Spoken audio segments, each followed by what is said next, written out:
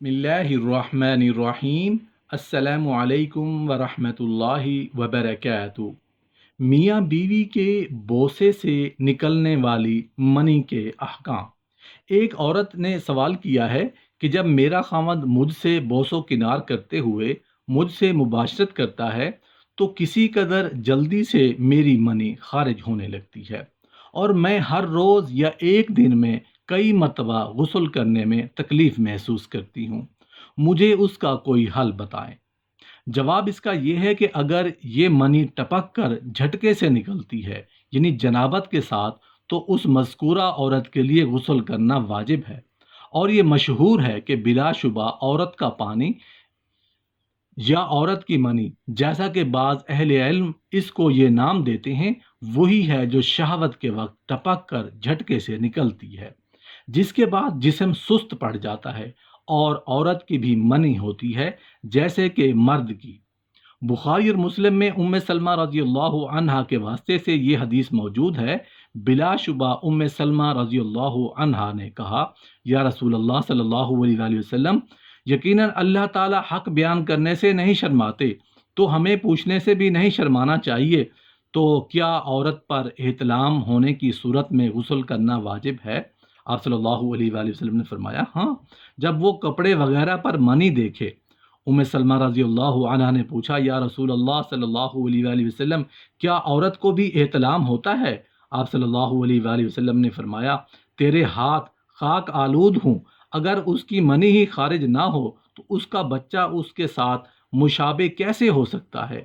ثابت یہ ہوا کہ عورت کا بھی پانی موجود ہے جو وہ مرد کی طرح ٹپکاتی ہے۔ اگر یہ نکلنے والا پانی اچھل کر نکلتا ہے تو یہ عورت جنوبی ہوگی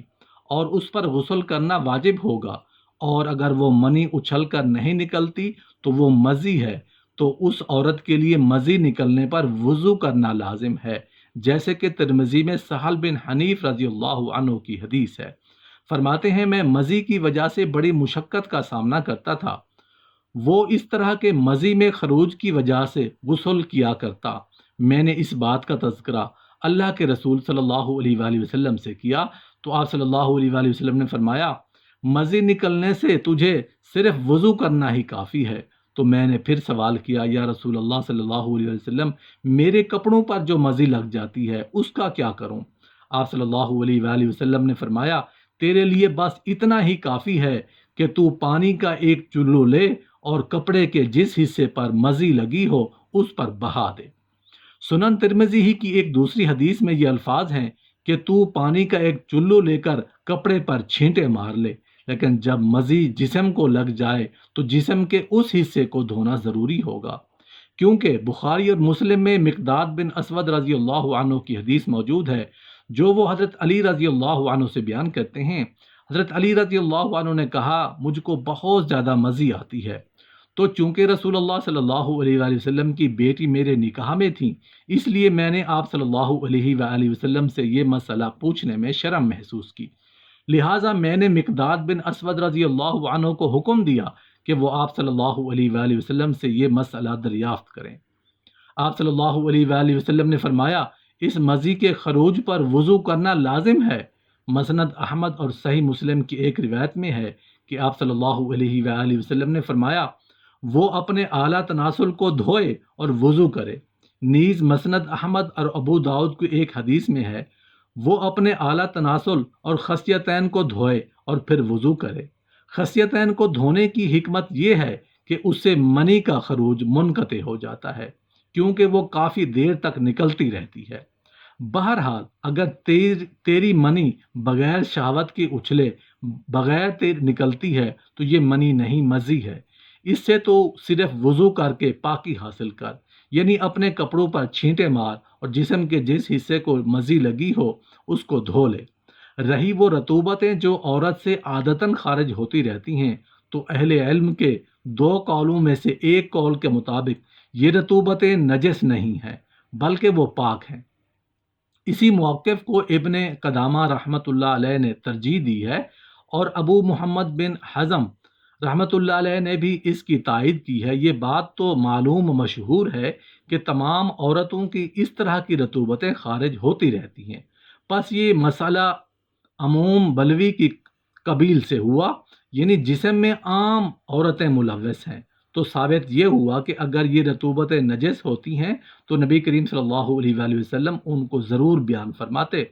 اگر یہ اعتراض کیا جائے کہ رطوبتیں پیشاب و پاخانہ کے دو راستوں میں سے ایک راستے سے نکلنے والی ہیں لہٰذا یہ نجس ہیں، تو اس کا جواب یہ ہے کہ یہ رطوبتیں سبیلیین کی بجائے ایک تیسرے راستے سے نکلتی ہیں اور وہ جماع کا راستہ ہے۔ جیسا کہ پیچھے بیان ہو چکا، نیز اس بنیاد پر مناسب یہ ہے کہ یہ رطوبتیں ناقص وضو نہ ہوں،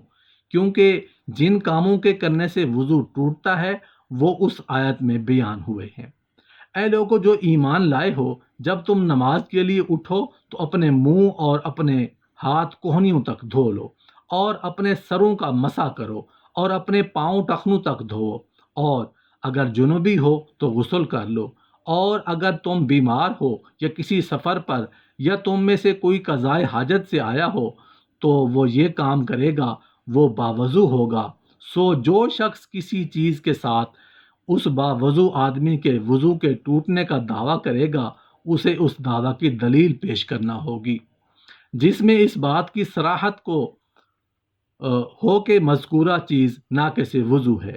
ایک سوال پوچھا گیا ہے کہ ایک عورت کو خواب میں اکثر یہ شک رہتا ہے کہ وہ جنوبی ہو گئی ہے، حالانکہ اس کے خاوند نے اس کو چھوا تک نہیں ہوتا، اور یہ محض اس کا شک ہی ہے۔ بعض اوقات تو جاگتے میں یہ شک ہونے لگتا ہے اور وہ اس مسئلہ میں خاصی پریشان ہے۔ اس مذکورہ عورت پر جس کو جنوبی ہونے کا شک ہوتا رہتا ہے، محض شک کی بنیاد پر غسل کرنا واجب نہیں، کیونکہ حقیقت میں تو وہ جنوبی نہیں، نیز شرعی قاعدہ ہے برات ذمہ اس کی بنیاد پر بھی اس پر غسل کرنا واجب نہیں ہوتا۔ ایک سوال پوچھا گیا ہے کہ کیا طلوع فجر تک غسل جنابت کو مؤخر کرنا جائز ہے؟ کیا عورت کے لیے طلوع فجر تک غسل حیض یا غسل نفاس مؤخر کرنا جائز ہے؟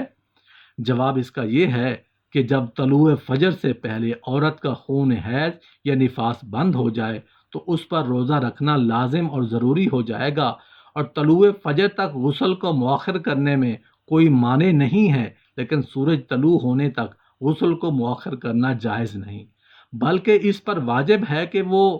سورج طلوع ہونے سے پہلے پہلے غسل کر لے اور نماز پڑھ لے۔ اسی طرح جنوبی مرد عورت کے لیے سورج طلوع ہونے کے بعد تک غسل کو مؤخر کرنا جائز نہیں، بلکہ واجب یہ ہے کہ وہ سورج طلوع ہونے سے پہلے پہلے غسل کر کے نماز پڑھ لے، اور مرد کے لیے لازم ہے کہ وہ جلدی غسل کرے تاکہ وہ فجر کی نماز باجماعت ادا کر سکے۔ ایک سوال پوچھا گیا ہے کہ کیا جنوبی وضو کیے بغیر سو سکتا ہے؟ اگر وضو کیے بغیر سو جائے تو اس پر گناہ تو نہیں، لیکن افضل اور بہتر یہ ہے کہ وہ سونے سے پہلے وضو کر لے، کیونکہ نبی کریم صلی اللہ علیہ وآلہ وسلم نے وضو کیا بھی ہے اور وضو کرنے کا حکم بھی دیا ہے۔